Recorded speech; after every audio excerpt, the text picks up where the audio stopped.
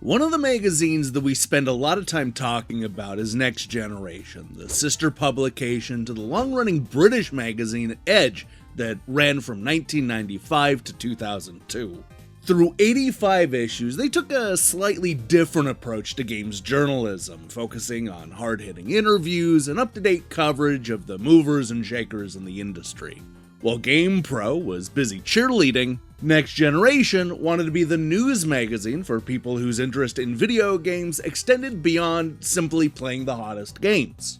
Now, the reason I bring all this up is because in 1999, they created a new section where they would look back at various points in gaming history. You know, like the Great Games Crash in the early 1980s, or the bombshell news of Nolan Bushnell leaving Atari.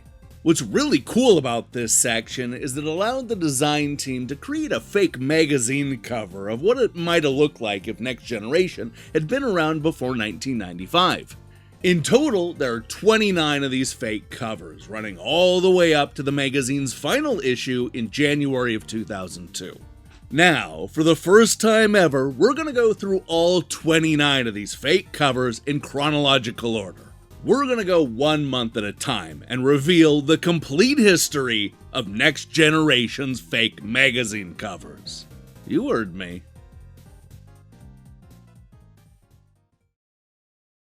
Our journey kicks off 35 years before Next Generation first hit the newsstand. This cover is supposedly from April 1960, when the idea of a Next Generation video game was a pinball table. And not just Gottlieb's Flipper, but also Bally's Shooting Gallery and the official baseball game from Williams. I like how they cheekily describe the consoles that they cover as, and I quote, shuffle alleys, shooting galleries, pinball, and jukebox. Man, it's a shame that we never got a chance to see any of those jukebox reviews. The second issue skips right past a presidential assassination, a moon landing, the entirety of the Beatles catalog, 10 different James Bond movies, and like 1,000 different variety shows starring the Brady Bunch. That's right, we're jumping all the way to August of 1978, which is when those pesky space invaders land on the cover. As you can see, Next Generation has moved on from jukeboxes to covering the arcade, Apple, Bally, Odyssey 2, Atari, TRS-80, and of course, Mattel. Though the cover does suggest that Mattel has yet to fully commit to the gaming space. Frustratingly, we missed out on a review of 3D Tic-Tac-Toe, which probably would have received 2 stars out of 5 for being too old school. Fast forward 3 months and you get the third issue from November 1978. This was a big month for the games industry because only a few years after starting Atari, Nolan Bushnell was out. This sent shockwaves far and wide, with many openly wondering how it would shape video gaming going forward. And, more importantly, what would he do next? Well, the good news is that Nolan ended up landing on his feet, once again finding success with Chuck E. Cheese.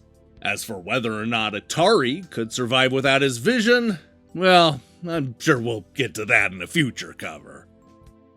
Exactly 1 year later, Next Generation was ready to introduce the world to a new contender. Do you remember how Mattel was hinting about dropping a new system? Well, it turns out that it's the Intellivision, the new system that, according to Next Generation, will change gaming forever. This issue also highlighted the new wave of arcade cabinets, including Defender. And hey, you want to be a coder? If the answer is yes, then find out which BASIC program is best for you in what actually sounds like a really helpful feature. 5 months later, in April of 1980, we're treated to an issue that concludes that Atari is, in fact, unstoppable. Everything they touch turns to gold, and the hugely successful port of Space Invaders is just the latest example. Now, I want to point out that this issue wonders if maybe Pac-Man will be next, but I'm not actually sure that timeline makes any sense. You see, Namco didn't start playtesting the game in Japan until May of 1980, a full month before this magazine supposedly came out. What's more, it didn't make its North American debut until the 1980 AMOA Expo, which ran between October 31st and November 2nd. Even if you completely ignore the whole magazine lead time thing, I'm just not sure that anybody would have seen, let alone had an opinion about, Pac-Man in April of 1980. That said, the feature about Activision, gaming's first third party, does sound pretty interesting. Skipping ahead to October 1980, we get a full cover of Pac-Man. From a timeline perspective, this actually makes a lot more sense. Yes, it coincides with Pac-Man's debut at the AMOA Expo that month, but it's certainly conceivable that Namco worked with Next Generation on the cover story. After all, the game was already out in Japan. Also covered in this issue is Rally X, which at the time was expected to be a bigger hit than Pac-Man. Yeah, but Next Generation wasn't fooled. Oh no, they gave Pac-Man the cover. You might be done with Pac-Man, but let me tell you, Pac-Man ain't done with you. This time around, it's his better half, Miss Pac-Man, who is the cover model for the August 1981 issue of Next Generation. In true next-gen fashion, they hyperbolically proclaimed that this is the most important sequel of all time. Yeah, that's pretty cool, but I'm more interested in the whole bleeding-edge holographic console that Atari had just revealed. I wonder how skeptical Next Generation would have been about that seeing the light of day. And with reviews of Tempest, Donkey Kong, Missile Command, and even Zork 2, there's no denying that August 1981 was a stacked month for reviews. Speaking of Donkey Kong, he finds his way onto the February 1982 cover of Next Generation, conquering Coleco's revolutionary ColecoVision. 32 sprites? 16-bit color? Too good to be true? Man, those were the days. The magazine also had a special report about video games in the Reagan years, even though the 40th president was sworn in a full year earlier in January 1981, right on top of that next gen. Perhaps my favorite bit from the cover is this special report where Atari confidently proclaims that Japan will be no threat to the US console dominance. I'm sure we'll see how that goes in a future issue. With Pitfall making the cover of the May 1982 issue, it was clear that third-party publishers were a big deal. What was coming out of Activision or iMagic at the time wasn't some substandard product, but rather must-have games that rivaled whatever Atari was putting out at the time. But hey, what's this? Talk about the Commodore 64? I don't know. At this point, everything seemed to be going well for the industry. As long as those first and third-party publishers can continue to churn out quality software, I honestly don't see how anything could go wrong. Okay, look, this is not what I meant when I said quality software, but hey, it looks great and it made a lot of money. Surely people like it, right? This issue also had an interview with Planetfall designer Steve Moretsky. Hey, wait a second. That's not how you spell Moretsky. It's a Z, not an S. This is literally the front cover of an issue where you interview the guy. Man, this really is a major faux pas. Let's just hope that's the worst thing to happen in 1983. And here we are, at long last, the issue dealing with the great games crash. Next Generation summed it up this way. Atari, sold. Intellivision, sold. Vectrex, dead. Coleco, now they're making dolls. This June 1984 issue comes at an interesting time, when there were hints of a bright gaming future right on the cover, but man did you have to squint really hard to see them. Take for example Karate Champ, Kung Fu Master, and Karateka, 3 games that are mentioned specifically on the cover. Well, these games were little more than the first step. Only 1 decade later, we'd see the one-on-one fighting genre completely take over the industry. And that news about Atari passing on publishing the Famicom in America?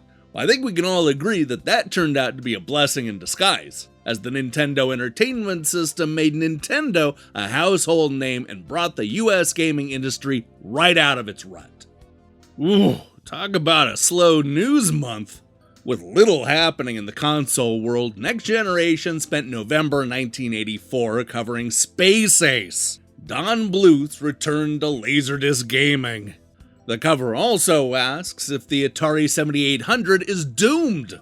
As it turns out, the answer to that question is both yes and no. Also, while the issue does look kinda lame, I would definitely read an article explaining why Atom may be the worst gaming system ever. I'm definitely listening. July 1985 brings a cover story on the Nintendo Entertainment System. Is it too little too late? Will anybody actually care? Oh, how I wish this was real. I so desperately want to read a skeptical article about the NES from somebody who was just burned by the Great Games Crash. Super Mario Bros., Nintendo's secret weapon, may be the best game you'll ever play. I mean, they aren't wrong. And just tell me you don't want to see where they landed on the whole joystick versus gamepad debate. I would pay so much money for this issue, you have no idea. Now, it's worth mentioning that this is actually the first fake cover Next Generation ever published, which is probably why it says Volume 1 right next to August 1985. However, assuming that April 1960 was the magazine's first issue, then that would mean that this August 1985 issue would actually be the magazine's 292nd issue. The cover asks if Nintendo is the next Atari, but you would have thought they would have covered that in the big long cover story just 1 month earlier. Between Ultima 4, Karateka, Telnet, and those 4 games that you can code by yourself, this is a very computer-heavy issue. Perhaps they were making up for the NES cover story in July. Finally, we have ourselves a console war! Oh sure, there were hints of a console war back when Next Generation covered Intellivision and ColecoVision, but despite George Plimpton trying his hardest, the battle never really materialized. But with some luck, maybe this 8-bit war will be different. Can arcade champ Sega and a revitalized Atari compete with Super Mario? Also, I kinda want to read that interview with Anthony Michael Hall to see how John Hughes was bringing games to Hollywood. As it turns out, it wasn't just Super Mario that the competition had to worry about, but also Metroid. But don't worry, Sega fans, this issue gave us a sneak peek at the Master System's killer app, Phantasy Star. I'm gonna knock off a few points for all the stupid questions like Shigeru Miyamoto, just who is that guy? I get that it's 1987, but if you've been covering the NES for 2.5 years, you would have thought that he would have come up at least once or twice. Also, is parallax scrolling the future of games? Come on, Next Generation, you're smarter than that. Oh, and I hate to nitpick here, but Next Generation already had a video gaming for the 80s feature back in June 1984. And really, let's be honest, it's basically the same as video gaming for the Reagan years from their February 1982 issue. Ugh, the redundancy. I need a break. If you own ColecoVision, you already own a powerful state-of-the-art computer that gives you the arcade experience with the newest arcade games like Donkey Kong Jr., Looping, Pepper 2, Time Pilot, Mr. Do, Space Fury, Frontline, arcade controls like Turbo, the Roller Controller, and new Super Action Sports. And soon you'll plug in Atom, the revolutionary ColecoVision family computer module with new super games, keyboard, and printer. ColecoVision, the only system you'll ever need. Although we're only halfway through this episode, this is technically the last fake cover Next Generation ever published. You see, this throwback Shinobi cover is from January 2002, the month Next Generation folded. This is a cover story about the arcade hit coming home to the Sega Master System. However, the more interesting news is about the looming 16-bit console war, which may, finally, be the battle we've all been waiting for. Also, notice how the PC Engine has found its way into the console list? And to answer that burning question, the reason Super Mario Bros. 2 was delayed has a lot to do with a chip shortage. It's really the reason a whole lot of games were delayed around that time. After mostly focusing on first-party games like Super Mario, Metroid, and even Shinobi, it's nice to see Konami's brilliant action game Metal Gear on the February 1988 issue. This is also a nice, clean cover that actually looks like something Next Generation would have designed a decade later. This issue is also packed with a lot of amazing games, including Phantasy Star, which they call the Master System's killer app. Hey, I think I said the exact same thing a few issues ago. It's also funny how the timing of this issue would have allowed Next Generation to not only preview the American version of Super Mario Bros. 2, but also Super Mario Bros. 3. Plus reviews of Afterburner, Blaster Master, Bad Dudes 1943, and Narc. Man, talk about a stuffed issue. Our next stop is 15 months later, when Next Generation put Altered Beast on their May 1989 cover. This is one of those times where the beautifully designed 16-bit graphics were all that you needed to not only sell the game and magazine, but also the system. Look, I may not be the biggest fan of Altered Beast, but even I have to admit that this is a pretty damn good looking cover, and the label of 16-bit Beast is more than fitting. With graphics like that, gamers around the world were wondering the exact same thing as Next Generation. Can the NES and TurboGrafx 16 fight the power? Can they fight the power that be? You know, it would have been fun to see Next Generation's thought on the Game Boy. And is the IBM PC the next big computer gaming platform? Well, the answer to that question is obviously yes, but it's gonna take a few years. Now this would have been a really good read. While other magazines only hinted at the lawsuits and talked about the Tengen game in hushed terms, this fake Next Generation cover from September 1989 promises the full Tetris story. It even shows its hand, revealing their preference for the Tengen version. It also looks like the magazine would have come with reviews of It Came from the Desert, Ninja Gaiden, and wait, the arcade version of Narc? Hang on a minute. Didn't they review that back in their February 1988 issue? That makes more sense, as the arcade cabinet came out in 1988, so by February 1989, the game would have been old news. I mean, the NES version didn't come out until 2 years later, in August of 1990. It makes no sense for Next Generation to review the arcade game a second time, a whole year later. Weird. Now, much like the Altered Beast cover from May 1989, this is another example of gorgeous graphics doing all the talking. Just look at this thing. I'm not a huge fan of space dogfights, and even I want to get into that cockpit and shoot down those alien ships. Beyond Wing Commander, this would have been the issue of Next Generation that introduced the readers to Neo Geo. It's arcade perfect, but can you afford it? No. The answer is always no. Also, just take a look at the games that were reviewed. Strider, Michael Jackson's Moonwalker, Musha, Road Blasters, Devil's Crush, and even Bonk's Adventure. That's a killer list for a June issue. Speaking of Strider, here he is on the October 1990 cover.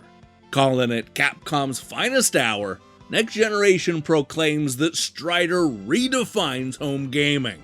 Look, I don't disagree, but hang on a second. Complete review inside, we just saw that they supposedly reviewed Strider back in June. So why the hell are they reviewing it again? And can you believe that Next Generation is actually asking if there are too many ninjas when they haven't even mentioned Ryu Hayabusa or the Teenage Mutant Ninja Turtles? I mean, yes, there probably were too many ninjas, but this just seems like the wrong time to bring it up. Going into 1991, you might think that Next Generation's next cover would have something to do with the launch of the Super Nintendo. And while Nintendo's 16-bitter did get mentioned on the cover, the lead is clearly Sonic the Hedgehog. Can Sega's new mascot run rings around Mario? You know, as crazy as it might sound in July of 1991, the answer would end up being yes. Well, at least for a while. These days, I think it's fair to say that Sonic and Mario were able to coexist. I also can't help but notice that there are a whole bunch of systems missing from the list at the bottom. I mean, where's the PC? Where's the Game Boy? Where's the Lynx and the Game Gear? What about the Neo Geo? That would have been out by now. You gotta admit, it's odd that they list the very last generation Nintendo Entertainment System, but the Neo Geo is nowhere to be found. Now, here's where things get a little bit interesting. If we go by these fake next generation covers, the magazine actually published 2 different issues in December 1992. Based on what is described in these issues, this is definitely not one of those cases where Next Generation printed 2 different covers. The truth is, they screwed up. Whoever was responsible for generating the cover and writing the blurb in issue 84 simply screwed up and didn't realize that they had already covered that month in issue 72. Whoops! I suppose it's worth mentioning that this Street Fighter II cover is technically the first Super NES cover that we've seen. Though, I gotta say, that looks a lot more like Ken from Street Fighter Alpha than the Street Fighter II Ken that we're all used to. This cover also asks if Doom is the next Wolfenstein. That's an interesting question, especially when you look at the second issue from December 1992. Despite coming out in May of 1992, Wolfenstein 3D is finally getting covered in Next Generation. Now, Eagle Eye fans may have noticed a much hyped preview of the game back in July of 1991. That was 17 months ago, and they're just now getting to a cover story? Carmack and Romero reveal what's next for id. What's next? Well, clearly it's Doom. I mean, the other December 1992 cover literally asked if it was the Wolfenstein 3D killer. Don't you remember that? It was the exact same month. This cover also promises a review of Mario Paint, which would have been out for 5 months by the time this December issue hit newsstands. Ugh, at least they were right on top of Chikan the Forever Man, which came out in November. Hey look, it's Doom! Well, it's a black cover with the Doom logo. That's close enough, right? Alright, maybe this isn't exactly the most exciting cover, but sometimes simplicity is all you need. And let me tell you, this is one of the few fake covers that actually feels like it could have been a real issue of Next Generation.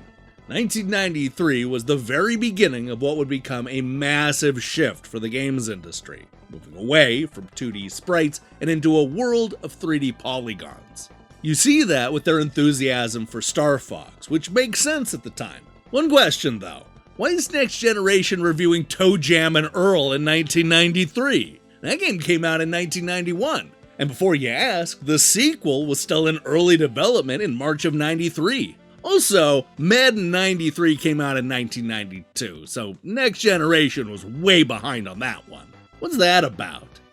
Fast forward 19 months, and Mortal Kombat 2 headlines the October 1994 issue. But it's not just Mortal Kombat, it's also the news about the US government going after a generation of violent video games. My first instinct is to be excited to see what Next Generation said on the subject. But then I remembered that they spoke in length about all of this drama when they debuted in real life just 3 months later. That's what feels weird about this whole issue. You know that section where they wonder what happened to the Jaguar games? Well, they actually ran that story in issue 4. And you better believe that the real Next Generation had multi-page articles counting down the days until both the Saturn and the PlayStation. Honestly, this might as well have been a real issue of Next Gen. Or, at the very least, Edge. It's probably worth mentioning that January 1995 was the month that Next Generation first hit newsstands. And this Virtua Fighter 2 cover is more or less the same as the real thing. Now, I say more or less because while the image is the same, there are some differences. For example, the Virtua Fighter characters are a bit closer up on the real cover, with the looming video game wars of 1995 being the only story mentioned. In contrast, the fake cover talks about a feature they're calling video gaming in the 90s, which is one of those features that we've definitely seen before. The fake cover also moved the list of systems from the top of the cover to the bottom, though they did take the time to list all of the same systems, which is nice. Also, it's hard to tell from the fake cover, but I get the feeling that it doesn't fold out like the real Next Generation cover. But look, I suppose at this point, that's just nitpicking. And finally, at long last, we come to the January 1996 issue of Next Generation, the final fake cover. Now, it's probably worth mentioning that a January 1996 issue of Next Generation actually exists. As you can see from the real cover, there's no Mario or talk about Nintendo coming out swinging. Instead, we get a much more generic cover story proclaiming 1996 to be the year of the video game. What about the 50 games they reviewed? Well, the good news is they actually did review a total of 50 games in that issue. No joke. However, Sega Rally was reviewed in February, not January. Same with Battlemorph, Yoshi's Island, and Hexen. They did get Twisted Metal right, so at least there's that. Look, in the end, these Next Generation covers are full of weird issues, almost all of them related to timing. There's just so many inconsistencies that you'd only noticed if you went through this thing in chronological order. That sucks, but to be fair to Next Generation, I honestly doubt they expected anybody to actually do that. Nobody in their right mind would spend that much time analyzing video game covers that don't even exist. But, you know, that's what you get on April Fool's Day.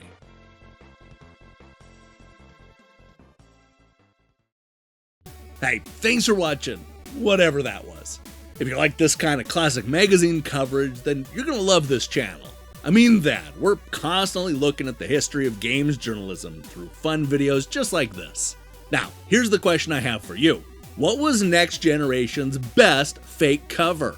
Personally speaking, I love both the Altered Beast and the Wing Commander covers. Though, I also like the simplicity of Metal Gear. Oh, and the Unstoppable Atari one. That's a good one. Let me see your picks in the comments below. In other news, we'll be back later this week with more reviews and maybe even a review crew episode. While you wait for that, I strongly recommend you click that subscribe button and support what we're doing here. Until then,